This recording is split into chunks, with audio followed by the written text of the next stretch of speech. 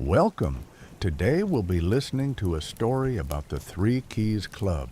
It's about three Hogwarts students and their little adventures. The Curse of the Dancing Student. Chapter 1. Not the Pass. The autumn wind harried the last gray clouds across the sky as if hurrying to make way for the pre-winter chill. Hogwarts was abuzz with that familiar November liveliness, stoked by a recent incident in potions, where Harry Potter had either saved or nearly drowned Neville Longbottom, depending on who you asked, and rumors of the upcoming Quidditch match between Gryffindor and Slytherin. Theoden Voxwell, lounging languidly in an armchair in the Room of Rumors, savored this bubbling atmosphere.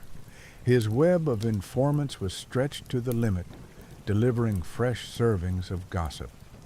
The air in the room was thick with the smell of old parchment, beeswax, and that peculiar scent of busy thoughts that always hovered around Elric Riddleway. So, the morning summary. Theoden set aside a scroll marked Talking Tapestry. Case closed. Potter has officially become the Gryffindor Seeker. Malfoy, by all accounts, is going mad with envy and has already promised to grind that upstart into the mud on the pitch. He paused theatrically, enjoying the attention. Oh, and a funny little touch. That Longbottom boy received a stink pellet from his housemates, as a token of gratitude, one presumes. Elric Riddleway, without looking up from calibrating a new instrument, an improved curse detector based on the blueprints of Albus Pierce, merely nodded. His long fingers adjusted the tiny screws on the device's bronze casing with incredible precision. Statistically predictable, Elric said, keeping his eyes down. Attention on Potter has increased by 300% since his appointment as Seeker. This creates additional interference for our observations. Every second rumor is somehow connected to him. Maretta Quillwood, shuffling through index cards in a catalog of recently animated artifacts, looked up. Her fingers, accustomed to the roughness of old bindings, neatly sorted the cards into stacks. "We mustn't lose focus," she said gently but firmly. "After the tapestry affair, the school has quieted down, but this calm is deceptive. Hogwarts never sleeps. It only pretends to. We need to be ready for a new anomaly." "Oh, doubt not. Our little invisible hand is always ready," Theoden chuckled, making a sweeping gesture as if embracing an invisible web. Speaking of hands, has anyone heard of a student named Barnaby Castle? Hufflepuff, second year. Elric frowned, scrolling through the database in his memory. His internal catalog worked flawlessly. Barnaby Castle. Academic performance below average. A propensity for getting into ridiculous situations. Last week he managed to weld his tongue to a frozen door handle in Filch's cupboard. Probability of magical interference in that incident, 12%. Correct. Well, something strange is happening with him. Theoden pulled a few fresh notes from a desk drawer marked Active Observations. Yesterday in the library, when Madame Pince wound her cuckoo clock, he suddenly jumped up and danced a spirited jig right in front of her. Today at breakfast, when the ghost orchestra played a minuet, he was tap dancing with a spoon against his juice jug. Maretta tilted her head with interest. Perhaps he is simply eccentric? There are many strange personalities at Hogwarts. Perhaps, Theoden agreed, though skepticism was readable in his eyes. But I'm betting this is our new anomaly, not as destructive as the tapestry, but definitely worth attention. Let's call it the phenomenon of the dancing Hufflepuff. Their plans to observe Castle were disrupted that same day by a loud event, a duel between Potter and Malfoy. The rumor of the challenge swept through the school with the speed of a forest fire. Theoden, naturally, was among the first to be in that trophy room on the 3rd floor where the duel was to take place. He did not interfere, remaining in the shadows behind a large mirror, his sharp mind recording every detail. He saw how nervous Potter was, how Malfoy swaggered, how Hermione Granger tried to talk sense into both of them, and he saw Argus Filch appear, suspecting Potter was skulking about the corridors looking for trouble. The subsequent flight, the encounter with that 3-headed dog, and the panicked return to the Gryffindor Tower all became property of his network within the hour. A 3-headed dog, Theoden mused later, sharing impressions with his partners.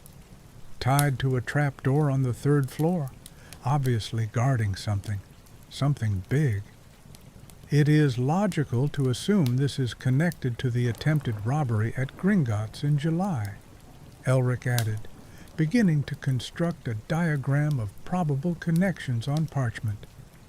Probability, 94%, but this is not our concern. Our task is to maintain internal order, not investigate attempted thefts. Let the teachers handle that. Agreed, nodded Theoden, though genuine interest shone in his eyes. Let Potter and his friends play at heroes. We have our own dancing Hufflepuff. Speaking of whom, their attention returned to Barnaby Castle. The next day they set up a proper surveillance operation. They were lucky. They witnessed a full-scale manifestation of the phenomenon. In Professor Snape's potions class, Castle, while stirring his cauldron, suddenly froze, his face taking on a detached expression. From a neighboring classroom, where a music lesson for the younger years was taking place, came the rhythmic beat of a drum. Barnaby's legs began to move of their own accord in a complex staccato rhythm. He began to dance, right next to his cauldron. It wasn't just a twitch, it was a genuine, passionate tango with an invisible partner. He twirled, lunged, his hands tracing elegant lines in the air. Snape, usually instant in suppressing any disobedience, was dumbstruck for a few seconds. The class froze in silent shock. Even the bubbling cauldron seemed to pause in anticipation. "Castle," Snape finally hissed, his face contorted with rage. "What, may I ask, is this buffoonery?" Barnaby seemed not to hear him. His dance continued until the drumbeat faded. Then, just as suddenly, he stopped, looked at his feet with horror, and then at Snape's crimsoning face. 50 points from Hufflepuff, and a month of detention," Snape roared. "And now sit down, and do not dare move." That evening the trio gathered in the Room of Rumors. Fresh reports lay on the table, and the air smelled of freshly brewed tea and old wood. "Phenomenon confirmed," stated Theoden, pacing the room. "Castle does not control these fits. They are triggered by an external rhythmic stimulus, music, a drum roll, or even the rhythmic squeak of a door," added Maretta, reviewing the notes. "This afternoon he waltzed in the corridor simply because Peeves was squeaking a door. This goes beyond simple eccentricity."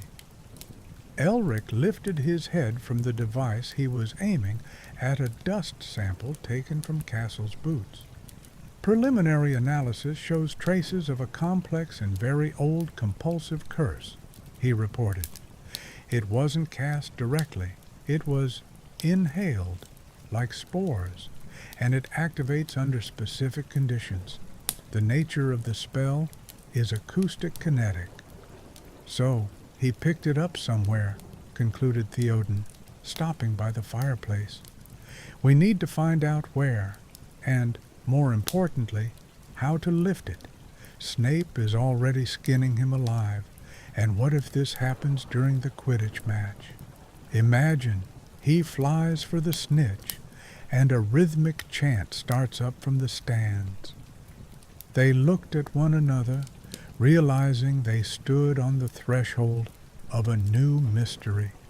While Harry Potter fought three-headed dogs and Malfoy's hexes, they had to save one hapless Hufflepuff from a curse that forced him to dance.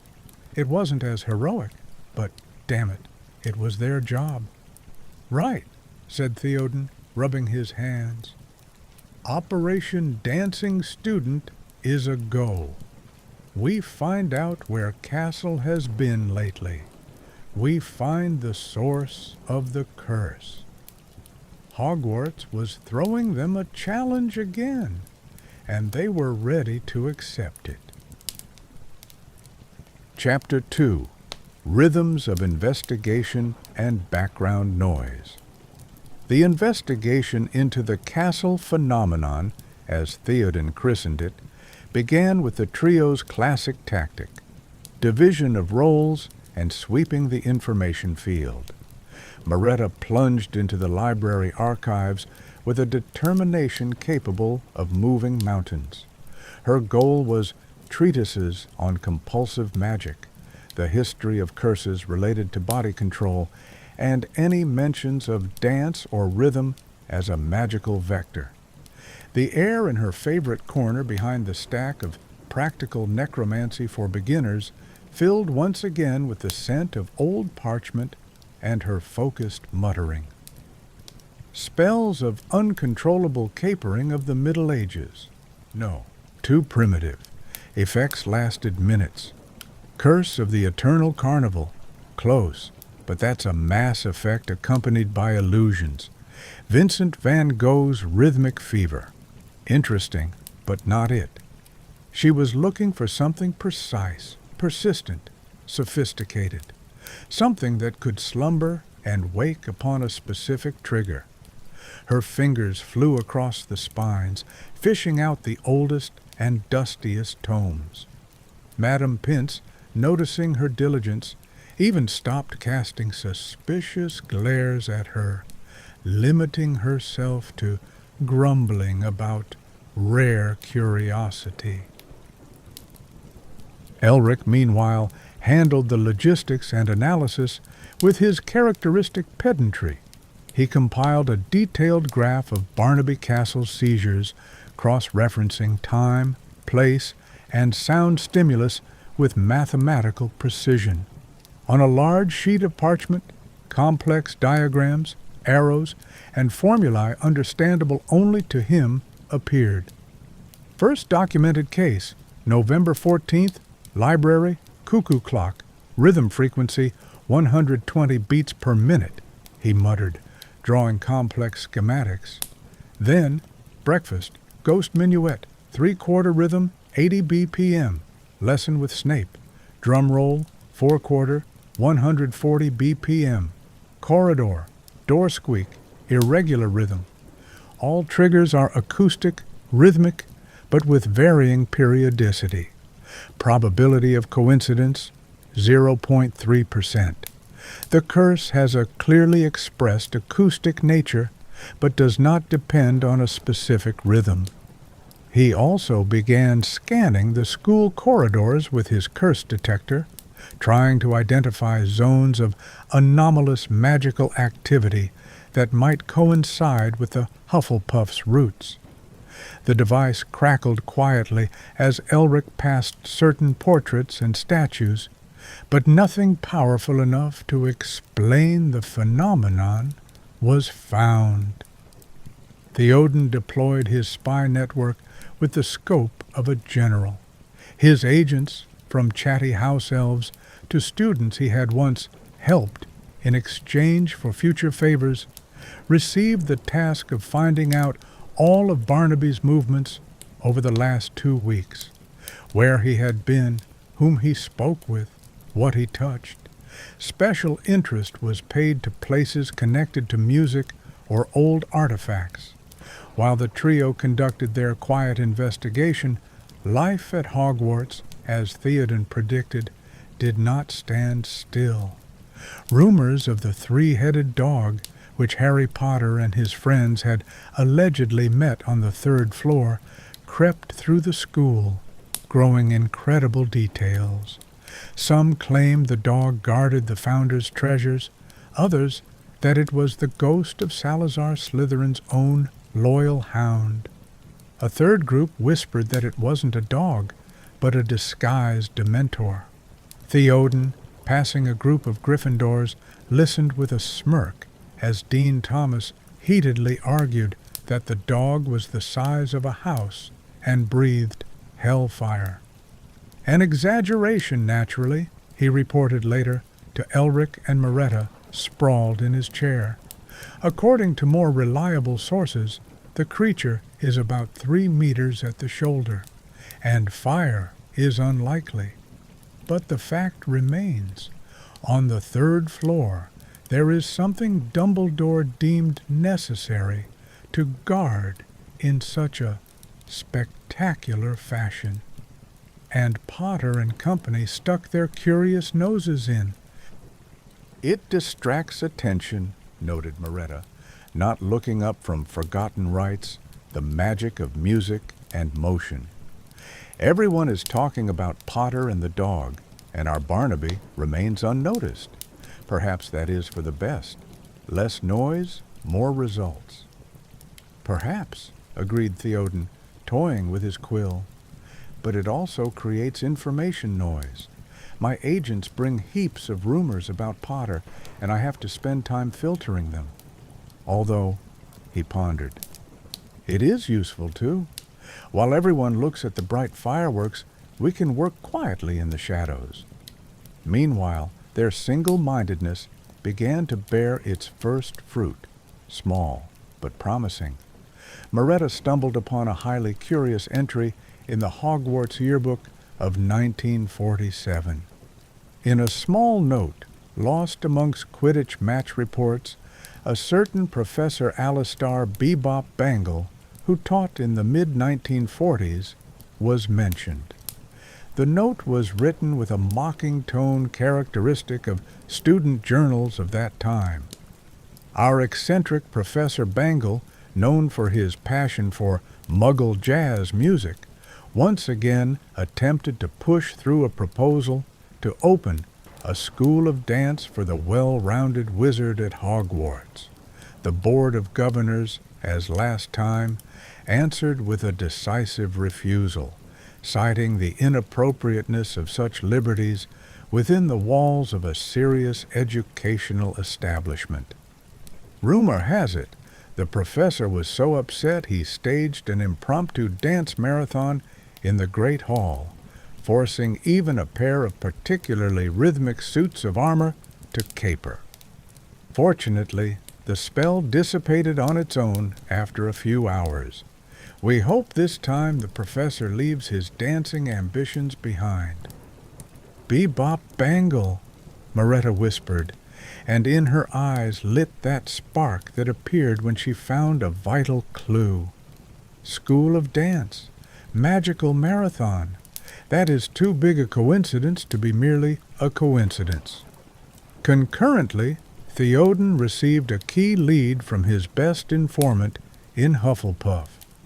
It turned out that a week before his first attack, Barnaby Castle, fleeing from Peeves, had wandered into an abandoned classroom on the 7th floor, the very one adjacent to the room where Professor Bangle once held his classes. He said it was dusty and there was some old, broken metronome. Theoden quoted the report, reading it with theatrical pauses. He knocked it, and the pendulum swung. There was a quiet click, and nothing else remarkable happened. He left and forgot about it. Elric, receiving the information about Professor Bangle from Maretta and the metronome from Theoden, immediately conducted a cross-analysis. His quill glided over the parchment, connecting dots and drawing logical conclusions. "The logical chain is forming," he declared, pointing to his diagram. Professor Bangle, frustrated by the refusal to create a dance school, could have created a long-term compulsive curse linked to rhythm. It could have gone dormant after his departure. Castle, by activating the metronome, a possible carrier or catalyst for the curse, was infected. The curse is not contagious but point-specific, which speaks to its high selectivity and power. The metronome is likely either the source or a relay. The evening meeting in the Room of Rumors this time resembled a headquarters on the eve of a decisive operation. Tension mixed with excitement hung in the air. "So, the hypothesis," summarized Theoden, pacing the room. "Our culprit is a ghost of the past, a slighted dancer dropout, Professor Bangle. The weapon is an enchanted metronome in an abandoned classroom on the 7th floor. The victim is the wretched Barnaby Castle. The task is to find a way to lift the curse before Snape invents a punishment involving eternal detentions in a tutu." "We need to inspect that classroom," said Maretta, closing her book, "and find more information about the curse itself. If Bangle created it, there must be some trace in his personal notes or reports. Perhaps his portrait still hangs somewhere in the castle." "First the classroom," insisted Elric. "It is necessary to study the source. My instruments can detect residual magic and determine the exact nature of the spell. That will give us the key to a countermeasure. Without data, we are acting blindly." The plan was set. The next night, they would infiltrate the abandoned classroom. While Harry Potter, according to rumors, prepared for his first Quidditch match against Slytherin, they prepared to engage a far more ghostly, yet no less intrusive opponent. Their path lay to the 7th floor, into the lair of the curse of the dancing student. The ghosts of the past awaited their hour, and the trio was ready to meet them face to face. Chapter 3. Melody of the Forgotten Room. Night at Hogwarts was the time when the castle belonged to ghosts, shadows, and those who knew how to move silently. Theoden, Maretta, and Elric belonged to the latter. 3 shadows glided through the sleeping corridors, their steps making no sound, whether thanks to spells or an innate ability to become part of the silence. As they made their way to the 7th floor, a familiar creak came from around the corner. Theoden stopped the group with a gesture, and they froze in a niche behind a tapestry depicting dancing trolls. Past them, muttering something under his breath and staggering slightly, went Professor Quirrell. His turban was slightly askew, and his face expressed a strange mixture of fear and determination. "Wonder what he's doing here at this hour," whispered Theoden when the footsteps died away. "His route is illogical," Elric replied just as quietly. "His office is in the other wing.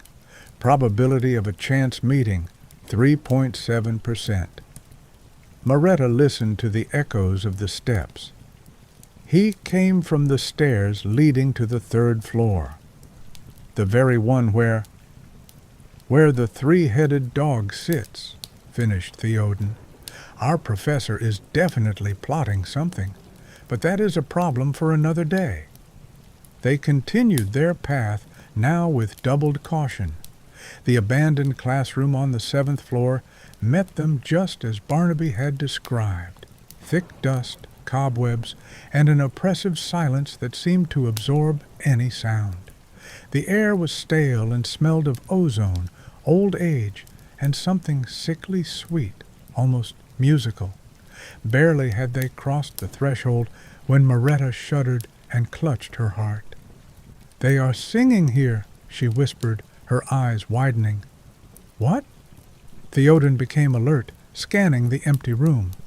Not with voices, spells, very old ones. They hang in the air like unsung songs. I can almost hear the words. Elric waved his hand in front of him, and his fingers left a silvery trail in the air that pulsed in time to an invisible rhythm. Concentration of compulsive magic is off the charts. This isn't just residual phenomenon. The spell is still active. The epicenter is there. He pointed to a dark corner of the room where the shadows seemed particularly thick. The beam of light from Maretta's wand picked out an object standing on a listing lectern. The metronome? Tall, bronze, covered in green patina and a layer of dust. Its pendulum was motionless, but around it pulsed a faint glow, like the rhythmic breathing of a sleeping dragon. "Don't touch it," warned Maretta, as Theoden took a step forward. "It sleeps, but its dreams are active.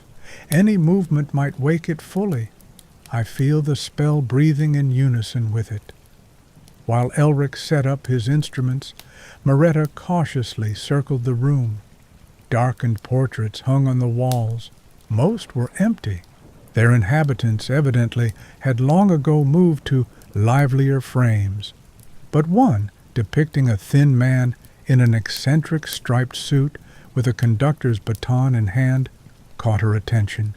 His eyes were closed, but his lips moved as if he were humming something to himself.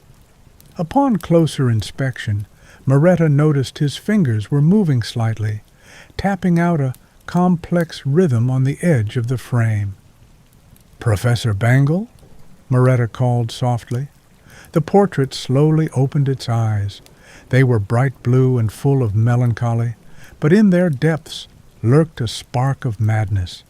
"Hey, who is it?" His voice was scratchy, like an old gramophone. "Oh, students, come to sign up for my courses? Finally! I always said dance is the foundation of magical harmony. Without a sense of rhythm, it is impossible to truly understand magic." Theoden stepped closer, looking appraisingly at the portrait. "Your courses, unfortunately, were never opened, Professor, but your legacy still makes itself known. One student is suffering from a strange curse. He dances against his will." Bangle frowned, and his fingers tapped a faster rhythm. "Legacy? Ah, you mean my inspiring meta-rhythm? A beautiful spell, isn't it? It awakens the inner rhythm, forces the body to hear the music of the universe. It is not a curse. It is a blessing. It makes one student dance a jig to a cuckoo clock and a tango by a cauldron of potion," Theoden noted dryly. "He cannot stop. Professor Snape threatens to turn him into a puffskein if it continues." Professor Bangle's face lit up with delight. "It works, I always knew. Even with a delay of a few decades, but it works. Oh, if only the Board of Governors could see this now. They called me a madman. They said dancing has no relation to magic." At that moment, Elric, having finished his preliminary measurements, joined the conversation.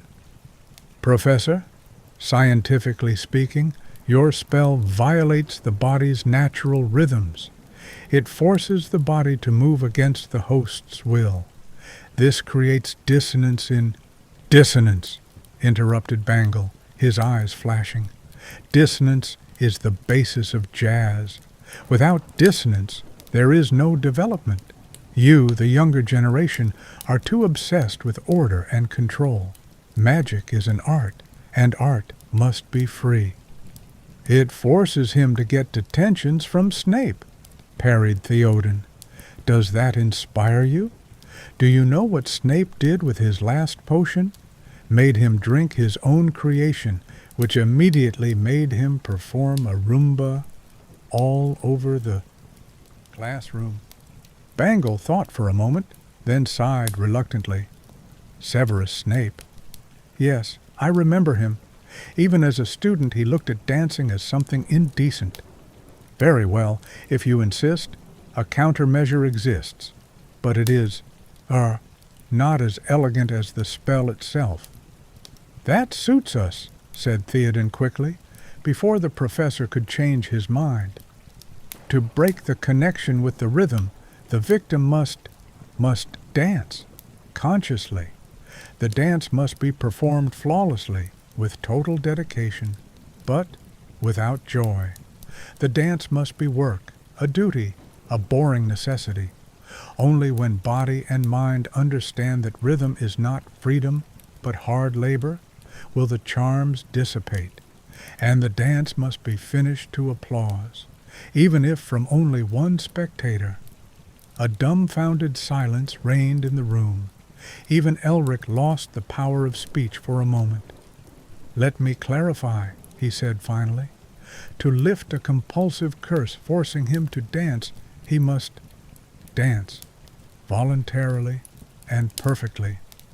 And so that no one likes it, clarified Theoden, with an expression saying he had clearly misunderstood something. In general terms, yes, beamed Bangle, as if he had explained everything with utmost clarity. You have grasped the essence. Joy is the fuel for the spell. Boring, mechanical perfection is its poison. Maretta looked hopefully at Elric. Maybe there is another way? An antidote spell? Can't we just go to Professor Flitwick, or... Elric shook his head, looking at the pulsing metronome. The curse is too old and woven into his magical signature. Direct counteraction could cause a backlash wave. I read of similar cases in annals of failed exorcisms, when they tried to lift an ancient compulsive spell. The victim began dancing until total exhaustion. We cannot risk it. The professor's method, he paused, is the only logical exit, however absurd it seems. Theoden ran a hand over his face with a doomed look. So that's it. We need to persuade Barnaby Castle, who dreams only of never dancing again, to learn and perfectly perform some dance, and then force someone to clap for him. This is the most idiotic mission in the history of our club. But how creative, exclaimed Professor Bangle. I would watch with pleasure. Maybe I can still open my courses. You will watch, grunted Theoden, from your frame, and we will go persuade our dancer into voluntary torture. As they turned to leave, Maretta noticed something strange. One of the empty portraits in the far corner of the room was now occupied. Standing in it was a tall man in a hooded cloak, his piercing gaze directed straight at them. Before she could say anything, the figure dissolved, leaving only an empty frame. Did you see? She asked Theoden quietly. I saw, he nodded shortly. But now is not the time. First, we deal with our dancer. Leaving the classroom, they left Professor Bangle in high spirits, humming some jazz melody. They had a solution, but its execution promised to be far more complex than infiltrating an abandoned room. On the way back, they witnessed a strange scene. A terrified first-year Gryffindor burst out of Professor McGonagall's office, followed by the professor herself, hair disheveled and wearing an uncharacteristically confused expression. I do not understand what came over him, she exclaimed, addressing Professor Flitwick, who had appeared from around the corner. He suddenly jumped up and began dancing some wild dance. Flitwick threw up his hands in fright. Oh, my goodness, surely not an epidemic. Theoden exchanged alarmed glances with his partners. If the curse had begun to spread. But as they approached closer, the situation cleared up. It turned out the student had simply decided on this original method to avoid handing in Transfiguration homework. McGonagall, realizing this, regained her usual stern demeanor and dragged the dancer back into the office, promising him extra lessons for a month ahead. "False alarm," sighed Maretta with relief. "For now," added Elric grimly, "but if the metronome continues to radiate magic, new cases of infection are possible." The curse was revealed. Now they had to trick it, using its own nature. But on the way to the Hufflepuff common room, they witnessed another event. Harry Potter and Ron Weasley rushed down the corridor with concerned faces. "Are they after the three-headed dog again?" whispered Maretta. "Looks like it," answered Theoden. "But right now we have our own headache." The game with rhythm was just beginning, and the rules were proving far more complex than they had assumed. Chapter 4. Voluntary Torture. The next morning they tracked down Barnaby Castle in the Hufflepuff common room. He sat in the farthest corner, hunched over, looking wistfully at the fireplace, as if afraid the crackling of the logs would trigger a new attack. His eyes were red from lack of sleep, and his fingers nervously picked at the folds of his robes. "We know what is happening to you," began Theoden, sitting down next to him without invitation. "And we know how to stop it." Barnaby flinched and looked at them with frightened eyes. You know?" His voice trembled. "It is terrible. Yesterday in astronomy, when Professor Flitwick tapped his foot, I started dancing the cha-cha-cha around the telescope, and today at breakfast, when the Slytherins started banging spoons on the table." He shuddered, unable to continue. "We found the source of your peculiarity," said Maretta softly, sitting nearby, "and a way to eliminate it, but you will have to work." When they explained the essence of Professor Bangle's method, Barnaby's face fell, taking on an expression of pure horror. "You want me to dance? Voluntarily?" He looked at them as if they were mad. "But that is exactly what I'm trying to avoid. I am ready to do anything to never hear music again." "The difference is," Elric explained patiently, "that now you dance when you do not want to. But then you will dance because you decided to do it. The magical difference is fundamental. It is like the difference between falling and jumping off a cliff." "It is like potions," added Maretta, trying to find an understandable analogy. "The same plant can be poison or medicine. It all depends on the dosage and intent. You must turn the dance from a curse into a cure." "But what dance?" asked Barnaby with faint hope. "Maybe something simple, like, I don't know, a circle dance." "No." Theoden shook his head. "Professor Bangle was a perfectionist. The dance must be complex and performed flawlessly. We propose the Viennese waltz." Barnaby looked as if he had been offered to voluntarily jump into a lake with Grindylows. "Viennese waltz? But I can't even do a normal one. I always stood by the wall at school balls.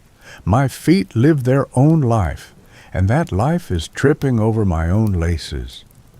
"We will find you a teacher," promised Theoden, "or rather, a teacheress." At that very moment, the nearly transparent figure of the Grey Lady drifted past them. Theoden deftly stepped towards her with a gallant bow he had likely rehearsed in front of a mirror. "My lady," he said with emphasized respect, "we heard that in your time you were an unsurpassed mistress of balls. Your name is mentioned in chronicles as the best dancer of your generation. Could you not share your art with a suffering student whose fate depends on this skill?" The gray lady stopped and measured them with a thoughtful gaze. Her transparent features became sharper for a moment, and a spark of former passion lit in her eyes. "Dance," she whispered in her ethereal voice, which sounded like the rustle of fallen leaves. "It is the only thing left from those times. Yes, I will teach. But I warn you, I am a demanding teacher." Thus began the strangest lessons in the history of Hogwarts. Every evening, when most of the school quieted down, a peculiar group gathered in an abandoned classroom on the 4th floor. A frightened Hufflepuff, a ghost in flowing robes, and 3 observers. The first lesson was a catastrophe. Barnaby got his feet tangled, stepped on his own robes, and apologized constantly. The gray lady patiently explained the basics, but no progress was visible. 1, 2, 3, 1, 2, 3. Her voice sounded like a distant wind. "Smoother, Mr. Castle. You're not dancing a sack of potatoes. You're flying on the wings of music. Imagine you're a leaf in the wind." "I look more like a sack of wet potatoes," Barnaby muttered gloomily after another fall. On the second lesson, the unforeseen happened. From the neighboring classroom, where the school orchestra was rehearsing, came the sound of a trumpet. Barnaby's body jerked, his eyes became glassy. An attack began. But before he could launch into a dance, the gray lady sharply waved her hand. "No!" Her voice rang out with unexpected power, and the air in the classroom trembled. "I command here. This is my dance." And strangely, the attack receded.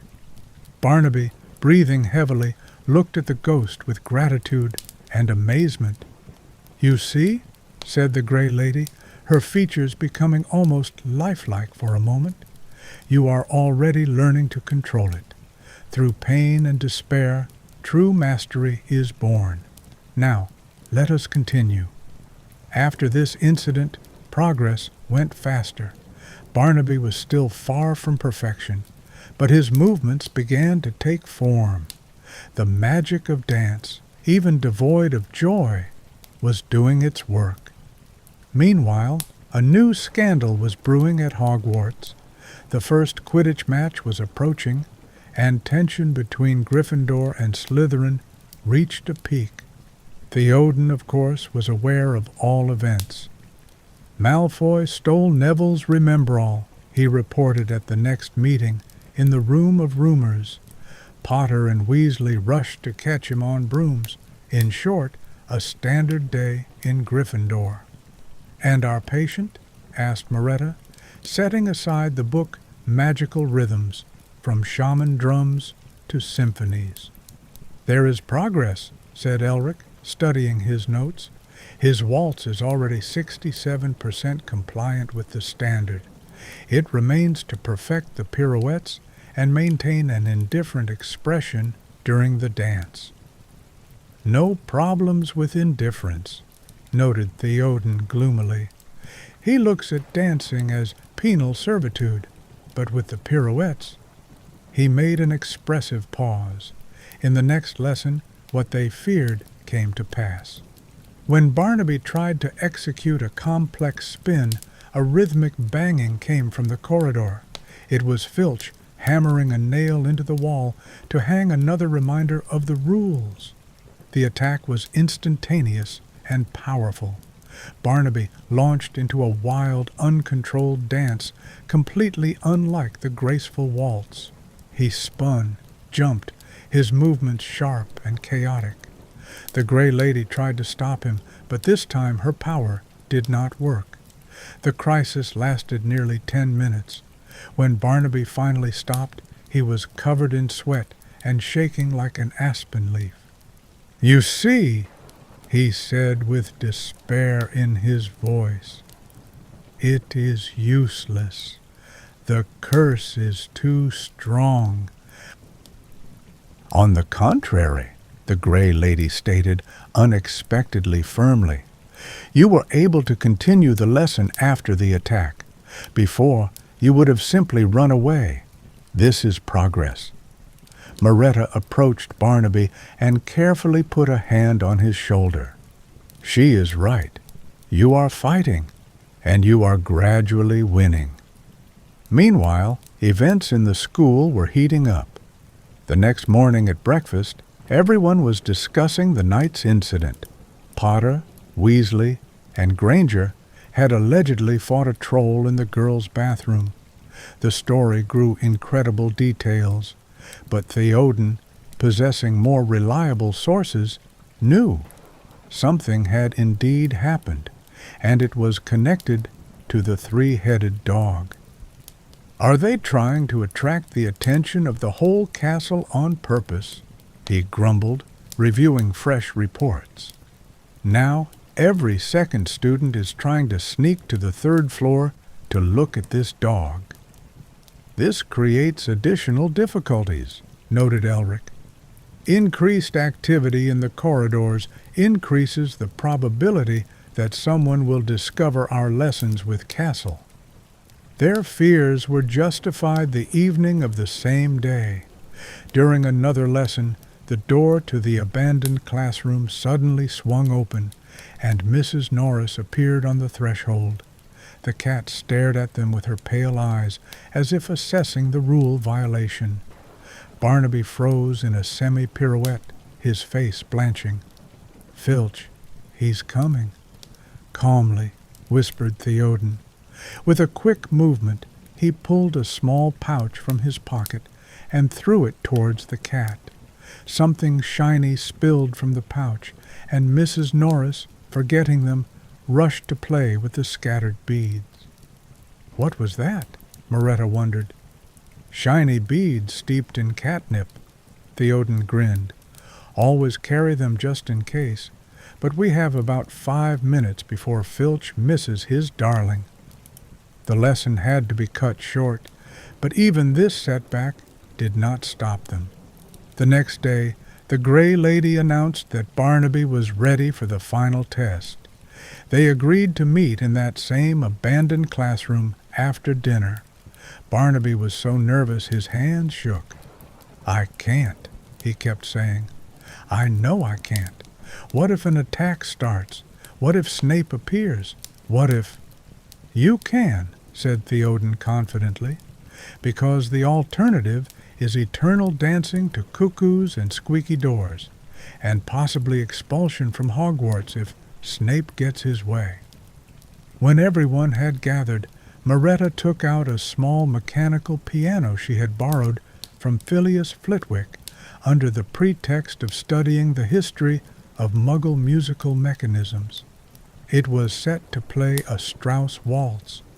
"Remember," said the Gray Lady, her voice taking on unusual firmness, "without joy, only duty, only necessity. The dance is a job that must be done flawlessly." Barnaby nodded, his face a mask of tension. He took the starting position, and Maretta wound the mechanism.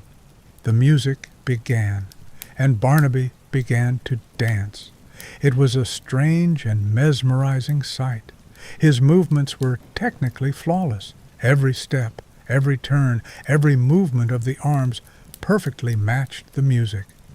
But there was not a shadow of pleasure on his face, only the focused effort of a man performing difficult and unpleasant work. He danced as if he were unloading coal carts, methodically, correctly, and without any enthusiasm. When the final chords faded, Barnaby froze in the final pose. No one applauded. Silence reigned, tense and significant. And suddenly, a light tremor ran through Barnaby's body. A small cloud of silvery smoke escaped his ears with a soft hiss, rose slowly to the ceiling, and dissolved in the air. He took a cautious step, then another, and nothing happened.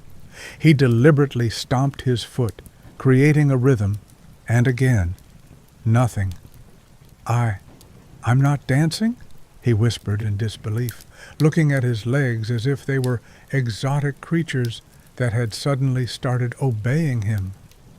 "It seems it works," Maretta smiled, tears of relief shining in her eyes.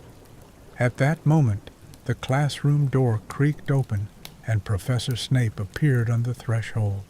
His black eyes swept the room with unconcealed suspicion, lingering on each of those present. "Explain," he hissed, and the air in the room seemed to grow colder. "What is the meaning of this nocturnal gathering, and why, may I ask, is Castle standing in such an expressive pose?" Theoden stepped forward with the most innocent smile he could muster. "We were just rehearsing for an upcoming ball, Professor, perfecting our social graces. You know how important etiquette is for young wizards." Snape looked at Barnaby, who still stood in the dance pose, not daring to move. "Castle? Dancing? Voluntarily?" There was not so much disapproval in his voice as amazement, mixed with suspicion. "You see, Professor," said Maretta, choosing words with caution, "we discovered that Mr. Castle has an undiscovered talent, and we decided to help him develop it. Perhaps it will help him, gain self-confidence." Snape measured them with a long look full of suspicion, but finding no obvious rule violation, merely grunted, "See that this does not happen again, and if I see Castle dancing at an inappropriate time again—" He didn't finish, but the threat hung in the air. Turning on his heel, he departed, his black robes billowing behind him like the wings of a great dark bird. When the door closed, Barnaby slowly exhaled and finally relaxed his pose. "Thank you," he said simply, and for the first time in a long while there was genuine warmth in his voice. I thought I would go mad. Now I can study normally.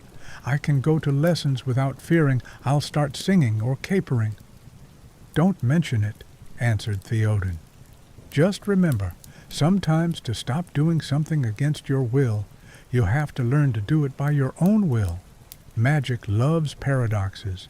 And," he added with a slight smirk, "if Snape asks, you became such a good dancer thanks to his, motivation."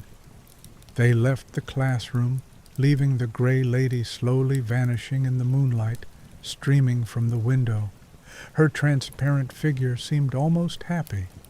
One Hogwarts mystery was solved, but ahead awaited many others, including the three-headed dog on the third floor, the mysterious appearances of Professor Quirrell at night, and that strange hooded figure Maretta had seen in the portrait.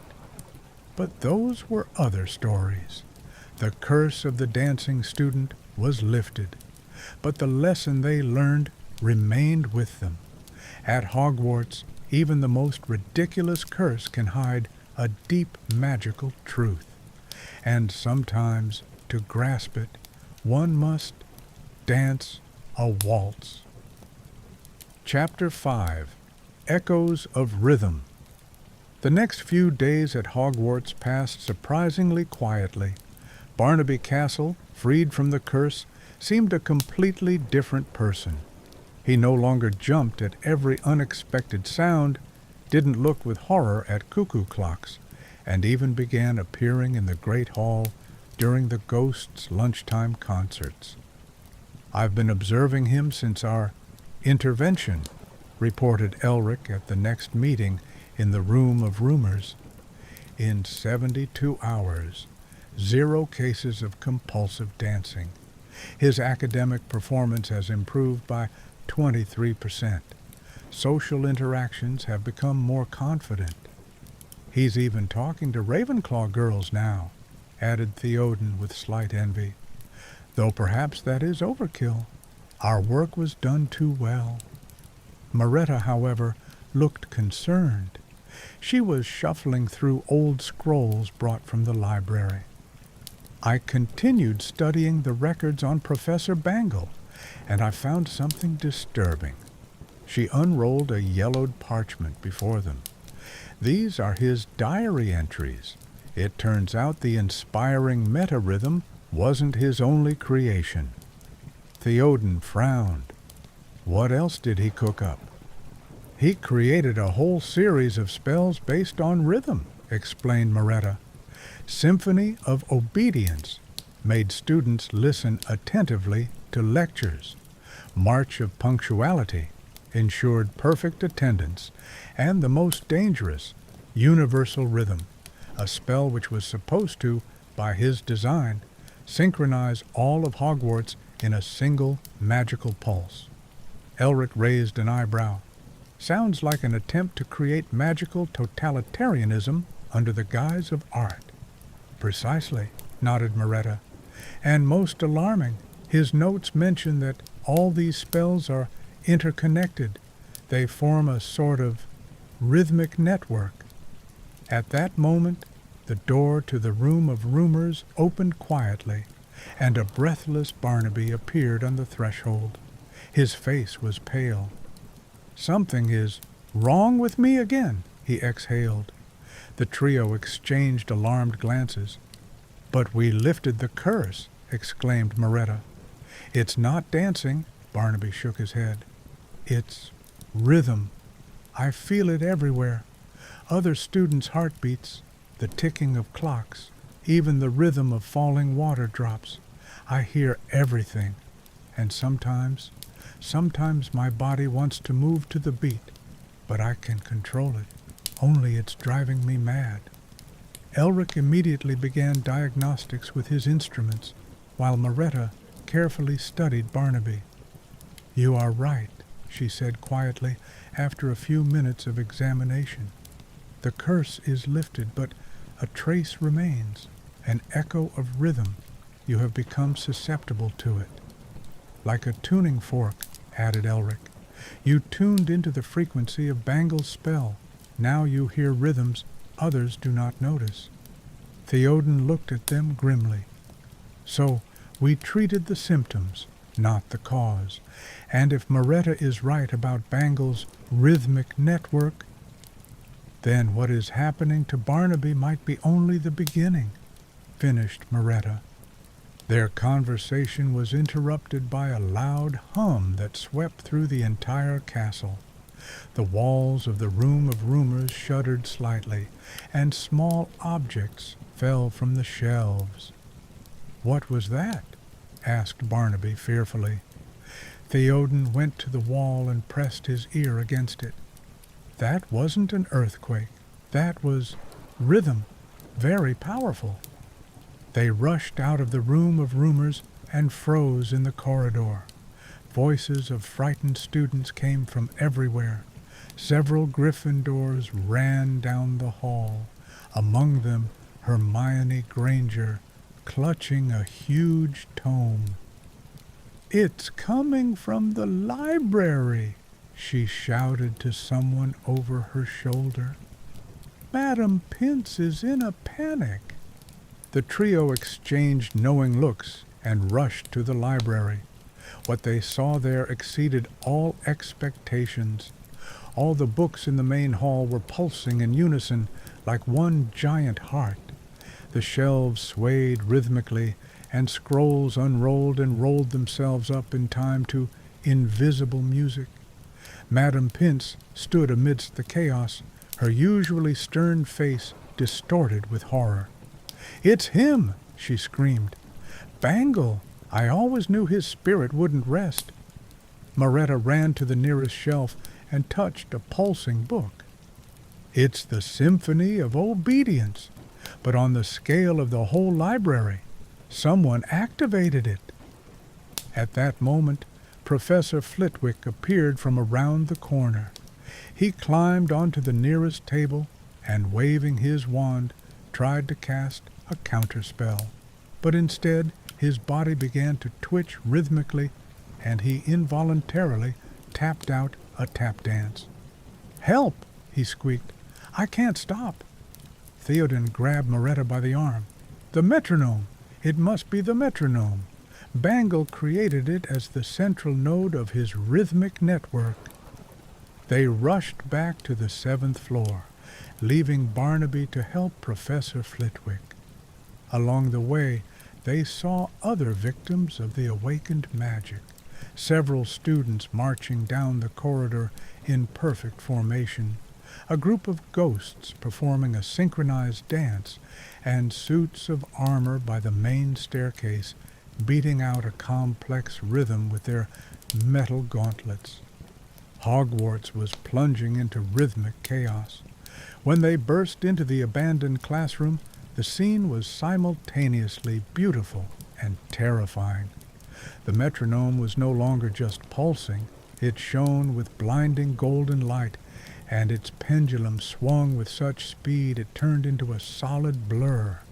Hundreds of silvery threads hung across the room, connecting the metronome to various objects, and rhythmic flashes of energy ran along these threads. "Look!" pointed Maretta at Professor Bangle's portrait.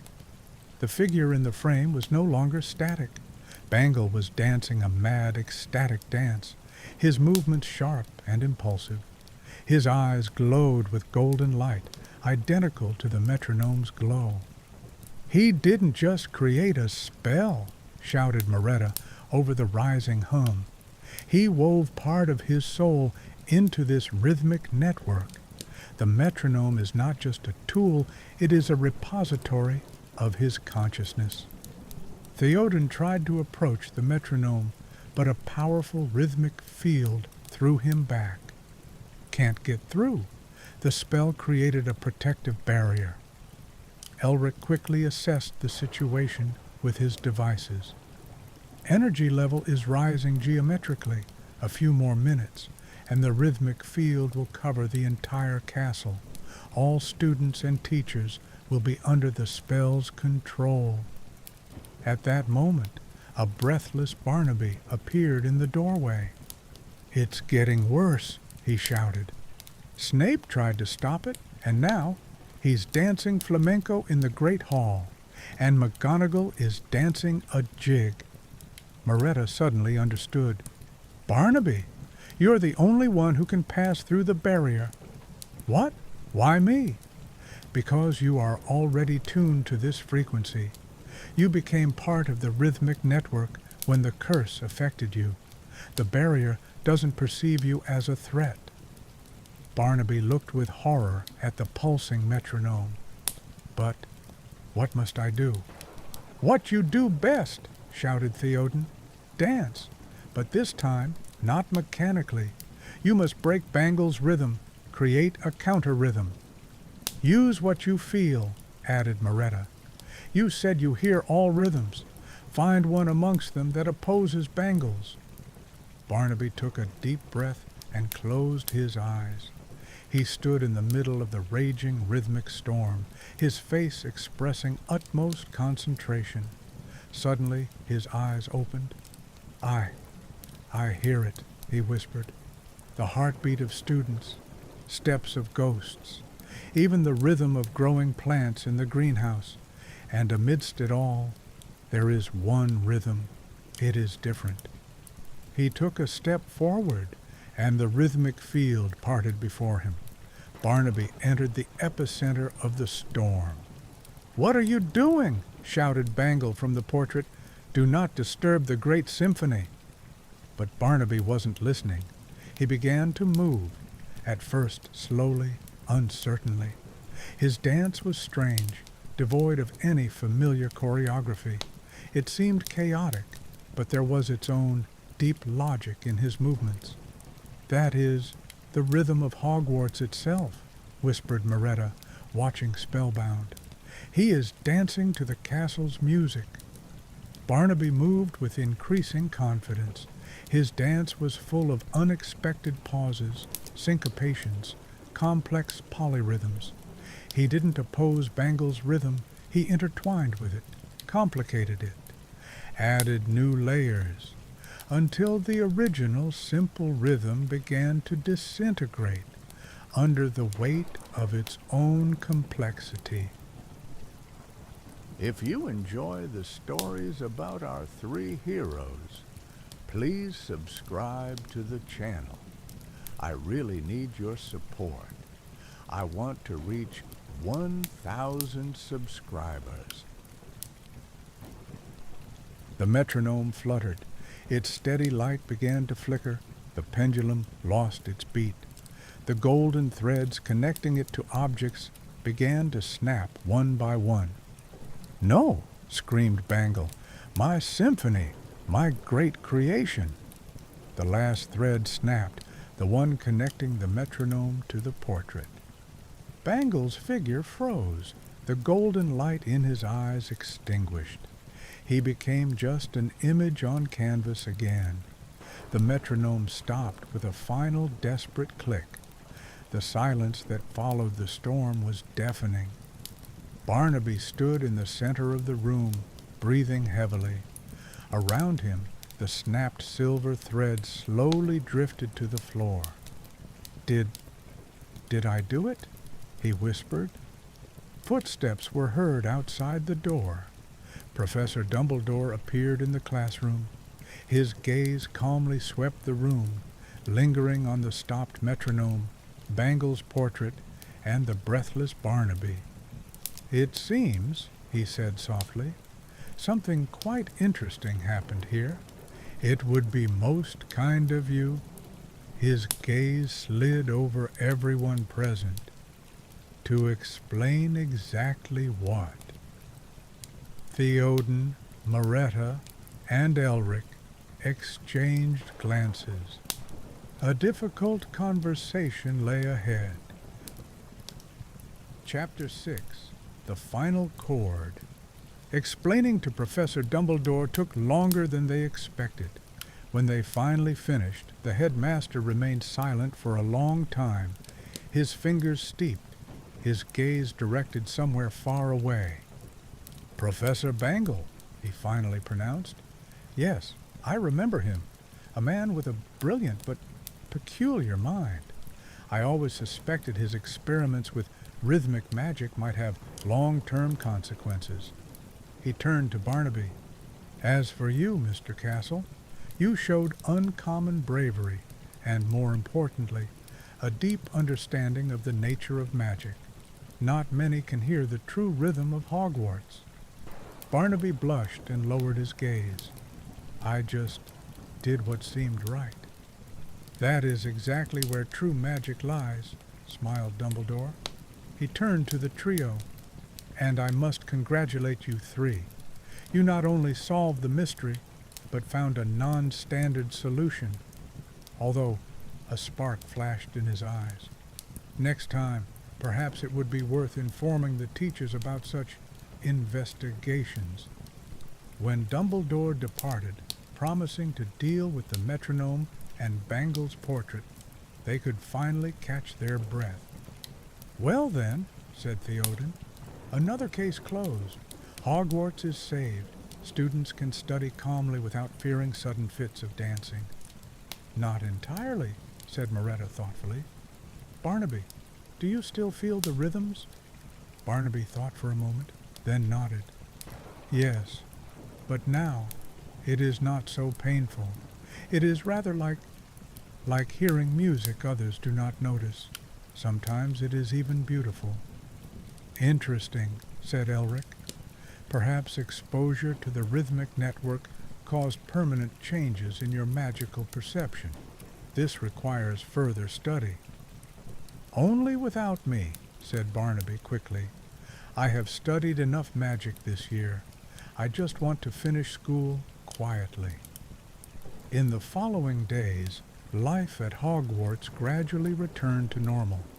Rumors of the great rhythmic madness gradually subsided, giving way to more pressing topics, upcoming exams, and, of course, the first Quidditch match between Gryffindor and Slytherin.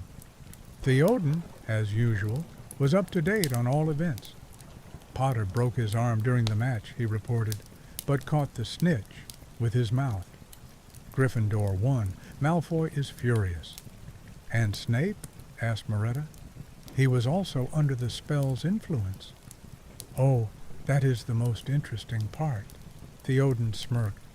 Rumor has it he danced flamenco with such passion he melted several candles.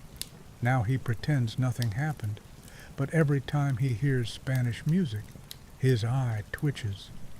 A week after the incident, they gathered again in the room of rumors. The air was filled with a sense of duty fulfilled and light sadness. Another mystery solved, another story ended. I compiled a report on the occurrence, said Elric, laying out several parchments. From the perspective of magical theory, the case with Bangle's rhythmic network presents significant interest. But, given the potential danger, we keep this between us, finished Theoden, although he looked thoughtfully at his notes. Perhaps it is worth keeping some details, just in case. Maretta looked out the window at the dark outlines of the forbidden forest. Don't you think it's strange? First the three-headed dog, then our rhythmic adventure. Something is happening at Hogwarts. Something big. Something big is always happening, shrugged Theoden. It's Hogwarts. But this time is different, insisted Maretta. I feel it, as if all these events are connected. Elric nodded. Statistically unlikely for so many significant anomalies to occur in such a short period. Probability of coincidence, less than 2%. At that moment, there was a knock at the door of the room of rumors. Barnaby stood on the threshold, holding a small package. I wanted to thank you, he said, slightly embarrassed, and give you this. He unwrapped the package. Inside lay a small bronze figurine, a miniature copy of that very metronome. I made it in transfiguration, explained Barnaby, to remember, and so you remember, that even the strangest curse can lead to something good. They looked at the small metronome, which was now just a harmless souvenir. Thank you, said Maretta. We will keep it. When Barnaby left, Theoden took the figurine in his hands. You know, he's right. This case was one of the maddest, but also one of the most satisfying. Because we helped, said Maretta softly. Because we solved the puzzle, corrected Elric. Because it was fun, concluded Theoden. They sat in silence, each thinking their own thoughts, of rhythms that govern the world, of magic that can be both a blessing and a curse, and of how at Hogwarts even the most ridiculous dance can be the start of a great adventure. Somewhere in the castle beat the heart of Hogwarts, and its rhythm was full of secrets yet to be unraveled. But those were stories for another day. A few days after the metronome story, Theoden unexpectedly received a disturbing message from one of his informants in Slytherin. It turned out Draco Malfoy, still seething after the Quidditch defeat, had blurted out something interesting in the heat of the moment. He said his father knows about Professor Quirrell's special task. Theoden recounted, gathering his partners in the room of rumors, and that it is somehow connected to the three-headed dog on the third floor. Maretta frowned. So our theory is correct. All these events are connected. Bangle's rhythmic madness, the three-headed dog, Quirrell's night walks. The logical chain begins to form, nodded Elric. But we lack a key link. What does the dog guard? And what relation does Quirrell have to this? And most importantly, added Theoden, what does Malfoy's father have to do with it? At that moment, the door to the room of rumors quietly opened, and a figure almost invisible in the twilight appeared. It was Barnaby. Sorry to disturb, he said quietly, but I heard something. Heard? Repeated Maretta. Rhythms, explained Barnaby. This morning, when I passed Quirrell's office, I heard a strange double rhythm, as if he has two hearts beating in unison, one normal, human, and the other cold, dead, with a completely different rhythm. The trio exchanged looks. This was new and alarming. Perhaps it is simply the consequences of our interference with the metronome, suggested Elric. Your perception is still tuned to rhythmic anomalies. No, shook his head Barnaby. It is different. It is sinister, as if something alien lives inside him. Theoden thoughtfully tapped his fingers on the table. Interesting. Very interesting. So our stuttering professor is keeping a secret, and this secret is connected to what the three-headed dog is guarding. But this is already beyond our competence, noted Maretta. We deal with internal anomalies of Hogwarts, not whatever this is. The line is very arbitrary, objected Elric. If what is happening with Quirrell presents a threat to the school, it concerns us directly. Suddenly, a loud noise came from the corridor, running, shouting, the sound of breaking crockery. They rushed out of the room of rumors and saw an incredible sight. The huge three-headed dog was racing down the corridor, followed by a terrified Potter, Weasley, and Granger, and trailing them, an enraged Filch. "He escaped!" shouted Filch. "The cursed monster escaped!" The dog seemed to be in a panic. It tore down the corridor, knocking over everything in its path, and all three of its heads howled in unison, creating a deafening dissonance. And then Barnaby did the unexpected. He stepped towards the rushing dog, closed his eyes, and began to hum, a quiet, monotone chant, devoid of melody, but possessing a strange, calming rhythm. "What is he doing?" whispered Maretta. "Using his gift," said Theoden with understanding. Incredibly, the dog began to slow its pace. Its howling subsided, and all three heads turned to Barnaby. A moment later, the monster stopped completely and lay on the floor, obeying the calming rhythm. The arriving teachers, led by Dumbledore and McGonagall, froze in amazement.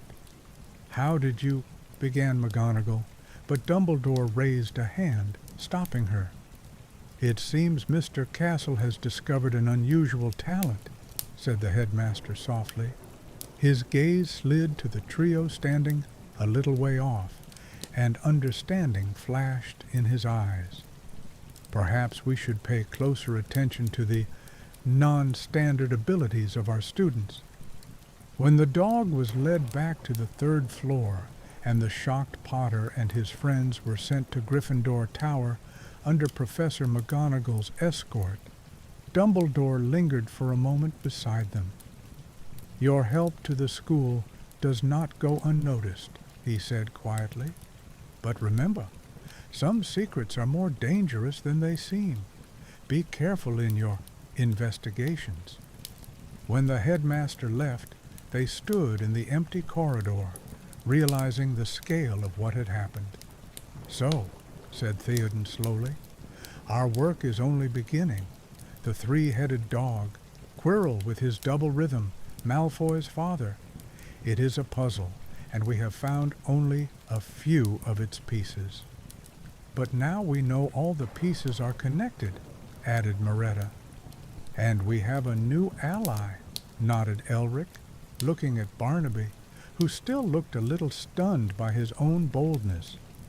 Barnaby smiled. For the first time in a long while, it was a happy, confident smile.